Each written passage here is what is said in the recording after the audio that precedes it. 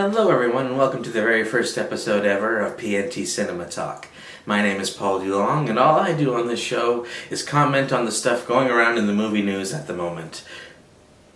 That doesn't mean I'll be commenting on celebrities' personal lives, that's not what I'm about at all. I just care about the movies, the work, I've been a movie fan, and that's what I want to talk about. Personal lives are personal lives. If you're looking for celebrity gossip, this is not for you. This isn't necessarily a show that's going to be on, that I'm going to do every day, mainly because there's not always news every day. But if there is something in the movie news that I care enough about to talk about, this is where I'm going to come and do that. So without further ado, I'm going to get on to the first topic. And so it looks like actor Josh Gad is going to be playing the character LeFou. That would be Gaston's chubby little sidekick in the live-action version of Beauty and the Beast.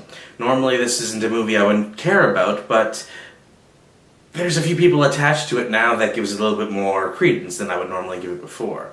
Like, of course, Emma Watson playing Belle, that's very exciting to me because this woman is friggin' brilliant.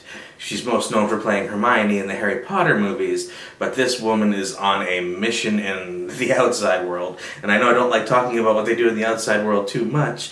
However, her strength of character is too respectable to not be excited about any project she's attached to. And not to mention, she's a great actress. I mean, she's really come into her own here as she's grown up.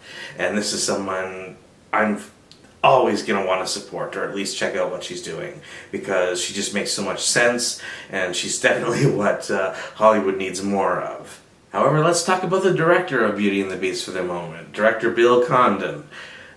Certainly a hit-and-miss director. His most popular movies probably would be the Twilight Breaking Dawn Parts 1 and 2. Yeah, I know. Although those were better than the other movie he directed called The Fifth Estate. I couldn't even make it through that. I just wanted to put a gun in my mouth and pull the trigger. That was horrible. So, depending on if you're a Twilight fan or not, you may or may not like that. But The Fifth Estate, hey, some people like that too. I am not one of those people. I just could not care. It was so boring, I did not care. Now, Condon's next film coming out is Mr. Holmes. Now, Mr. Holmes stars Sir Ian McKellen, you know, Magneto, Gandalf, and he's going to be playing Sherlock Holmes. Now, this is a character I don't even like to begin with. However, that doesn't mean that the right take on it, the right direction, and the right storytelling can't change my mind on that. I'm all for being surprised. So, yeah, I'm cool with that. Definitely go Ian McKellen. And go Bill Condon if you make a good movie. Although, on the other hand, he did direct Dreamgirls as well. And that certainly had some Oscar recognition, so he can be good. So let's just hope he brings his best to Beauty and the Beast, because if he does, this could be a really big picture. Okay, next up is a bit of news based on the Mike Tyson biopic. And normally I don't give a crap too much about biopics. Some are great, don't get me wrong, but some I just don't care about. They take too many liberties or whatnot. But whatever, movies are allowed to do that. They're not our textbooks. So, why this got my attention today comes down to the very simple fact that director Martin Scorsese is now attached to this project. Anytime I hear Scorsese is directing anything, it immediately has my attention. This man has been nominated 8 times at the Academy Awards, and he won once for The Departed. But if you haven't seen The Wolf of Wall Street, which is his latest masterpiece, that movie is crazy awesome. And the guy just has a sense of telling a story. And if he brings that to Mike Tyson's story, which is filled with its own levels of drama, I'm sure it'll be great. Like, it'll be awesome to watch. And of course, Mike Tyson is going to be played by Jamie Foxx. This is somebody who also does pretty well when he wants to. We have Django Unchained, and then we have The Amazing Spider-Man 2. And, you know, whatever you think of The Amazing Spider-Man 2, I honestly don't think its failure was Jamie Foxx's fault. So, you know, whatever. You know, he's got a lot of other roles as well, but bottom line, Jamie Foxx proves that he can bring it when he needs to, and if he brings it to this story, this could be an Oscar contender. And since we're on the topic of biopics, that brings us up to topic number 3. Eddie Murphy is being cast as Richard Pryor's father in the new Richard Pryor biopic. This is exciting to me because Eddie Murphy is one of those guys that is way better than he puts out. I mean, like, the guy was nominated for an Academy Award for Dreamgirls, after all. And yeah, he's been putting out a lot of family-friendly comedy that hasn't always been as funny as he was back in the 80s. And, you know, I think he's at the point where he needs this comeback. We want to see him come back. At least I do. Eddie Murphy is one of the best comedians ever on the planet. And so is Richard Pryor. The two have worked together. They have a personal connection. There's a lot of connection going on in this project. And having Eddie Murphy represent any aspect of that in this story is something I want to see. And of course, Richard Pryor himself will be played by Mike Epps. This is somebody I find to be very funny, and I think he's going to knock it out of the park. But yes, Eddie Murphy, please, keep taking these types of roles. Yeah, we all want Beverly Hills Cop 4. We do. We're not going to lie. But you're more than that. You're better than that. And you can do these types of roles as well. You need an Oscar on your mantle, buddy. It is time. It is so time. Anyway, that's all I have to say about that particular issue. This is the beginning of the week. It's always a good idea to talk about how the box office does. Because realistically, film is subjective, but the numbers are not. So let's bring up the graphic and let's see how we did. Okay, in the number one spot, at absolutely no surprise to anyone, is Cinderella. Its first week's opening, it opened domestically to $67.9 million. That's a lot of money. And its worldwide total as of the first weekend was $130.3 million. So this movie exploded. That is insane. Okay, number two, Run All Night. That's Liam Neeson's movie. Opened in a distant second with $11 million. But hey, you know, people are liking it. Run All Night's worldwide total is currently sitting at $17.6 million in its first weekend. Okay. Coming in at number three, we have Kingsman, The Secret Service, making $6.2 million in its fifth week, bringing its worldwide total up to $276.7 million. Now, this is a movie that never had the virtue of getting the number one spot. At least I don't believe it did. But it is hanging in the top five for dear life. This is one of those movies where word of mouth is really helping it out. And coming in the number four spot is Will Smith's movie Focus. It's its third weekend in a row, and it's managed to bring in $5.73 million at the domestic box office. It brings its worldwide total up to $101.6 million. This is a film I honestly think failed at marketing. I knew nothing about it other than that it was coming out, and it certainly did not get me excited to go, but hey, it's made over $100 million worldwide, so hey, that's good. And in fifth place, in its second weekend, is Chappie, which managed to make $5.70 million, and its worldwide total of $56.7 million, which means this movie dropped 57%, and it was in number one last week. Now this hurts me. I know a lot of people didn't even bother to see Chappie because the critics tore it apart. And I'm not going to sit here and pretend that they didn't have some valid criticisms. Whether you're a fan of Di Antwoord or not, these people are not actors, and they totally hurt that movie. But that being said, I still really liked Chappie. I don't see how it's getting as low of the reviews that it's getting. I mean, I had a lot of fun. I mean, that's just the part of movies that I love. You know, they're all subjective. One person can look at something and so can another. It'll affect them completely differently. And yeah, so... But if you haven't seen Chappie and you like the genre, just go. It's not that bad. I mean, there are real bad movies out there, and you might be disappointed in some parts. I mean, that's a fair criticism, but my God, this is not as bad as the critics are saying. I mean, this is not a 1 or 2, you know. This is like, I gave it an 8 out of 10. I love that movie. Anyway, moving on. Okay, topic number 5. This is a topic I love to talk about because it's Star Wars, baby. And if you're not a fan of Star Wars, you ain't no friend of mine. Last week, Lucasfilm announced that their spin-off movie is going to be called Rogue One. So that came with its own set of discussions online. But what's new in this is they finally announced who's going to be composing the music. And it's not John Williams. John Williams is doing the music for episode 7. That's fine, I'm all for that. But who they have for this film is kind of interesting. So composer Alexander Desplat is the lucky man who gets to do the music for Rogue One.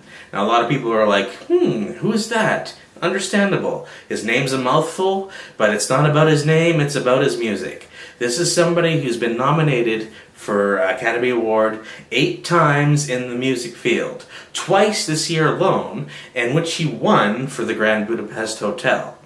Now he's done stuff like, and he was nominated as well for The Imitation Game. So at Imitation Game and Grand Budapest, he won for Grand Budapest, but yeah. And he's also done movies like Philomena, Argo, The King's Speech. This guy has high caliber talent. Like when he does music for a movie, this movie ends up being in the Oscar conversation. That's all I'm saying. And some people don't like putting a lot of stock in the Oscars. I get that. I understand that. I don't always agree with them. But when we're talking about subjective things such as art, sometimes we just gotta be able to express some sort of numbers, things that we can measure. And Oscar nominations certainly count because, as it is, that's a prestigious award there is for the movie business, you know? And that's why I talk about it. It's the standard as it is right now. If anything more prestigious than an Oscar comes along, I'll start comparing those numbers instead. It's very impressive because Lucasfilm doesn't seem to be pulling any punches. They are after talent in a hard way. They are getting the top of the lists, the cream of the crop, at least as it stands now. Does that necessarily mean it's going to be an awesome score? I don't know. It's hard to say. It's too far away to even speculate on that. But the guy can do music, so let's give him a shot. I'm all in. Next up is Sony's Popeye film. Apparently, its director Genndy Tartakovsky decided to walk away from the project because Sony's vision for the movie and his just ended up not being the same. And that's kind of a bad thing because he was certainly the main reason why I was excited. Why is he relevant, you might ask? Well, he did movies, the animated movies Hotel Transylvania and its sequel, which is coming out this year. He did the old TV show Samurai Jack, as well as the Star Wars Clone Wars show, the one that looked like Samurai Jack, not the 3D one that came afterwards, that most people assume when they say Clone Wars. And of course he did about 50 episodes of Dexters Laboratory, and that show was hilarious. I don't care how old you are, that's funny. Anyway, so this is a guy who's got a lot of experience in the animation field, and you know, with Hotel Transylvania, he clearly has a relationship with Sony. But for whatever reason, he's off the project, and Sony says they're moving forward. That's good. I just hope they get someone else at his caliber of animation brilliance, because this is a property that, you know, a lot of people aren't clamoring for, but you know, a lot of people don't always know what they want until you show it to them either. You know, and Popeye at one point was a character that everyone knew, and I understand that when you go back far enough, there's some characters back there that need a reinvention, you know, a reboot even. And what they were showing images from this film, it looked really well. I mean, it was a 3D animation, but it really kept the character design of the old Popeye comics. So that was interesting to me. It kind of reminded me of how they're doing Peanuts right now. And I'm excited for that film too. But, you know, whether you like Popeye or not, maybe you should let me know in the comments section. Do you care that Popeye is in trouble? Do you even want to see a Popeye movie? Would you take your kids to see a Popeye movie? I'm curious. Just let me know. Okay, and the last thing I'd like to talk about today is Jason Momoa. He's in the news right now because he recently attended the Indiana Comic-Con in order to promote Batman vs. Superman. And, you know, he's Aquaman now. Everyone's excited about that. I'm loving that.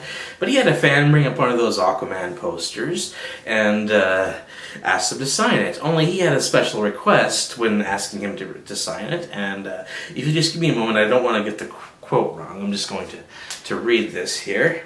The fan asked, can you please sign explaining why all these DC haters out there should join our DC universe? And Jason Momoa, which I am sure was nothing but a friendly joke between movie star and fan, decided to write, "Fuck Marvel," on the poster. And that's hilarious to me. However, because he wrote F Marvel on there, the internet exploded. The fanboys exploded and chaos ensued. They're making it way more serious than it needs to be. This, who cares? And I know everybody likes to think there's a Marvel versus DC fan war. It's just not so. I mean, these companies get along fairly well with each other. They've worked with each other in the past countless times. It's the competition is in the fanboy's brain.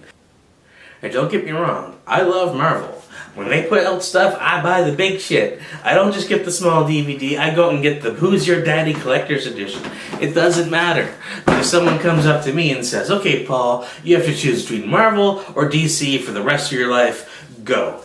My answer, fuck Marvel. Why? Because Superman, Batman, Wonder Woman.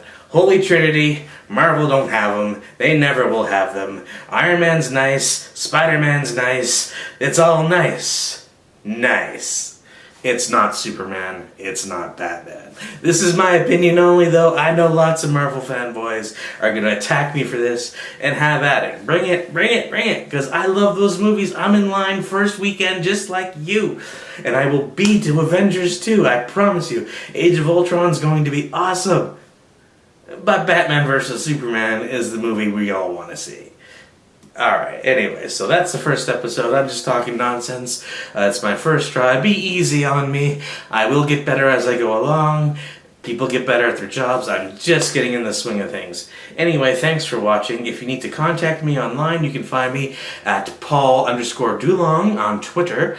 Please tweet me as much as you'd like. If you have any movie questions you want answered, maybe I'll start answering fan questions online if you feel you want to hear what I have to say. So, and if not, I just appreciate you watching. Thank you and have a great day.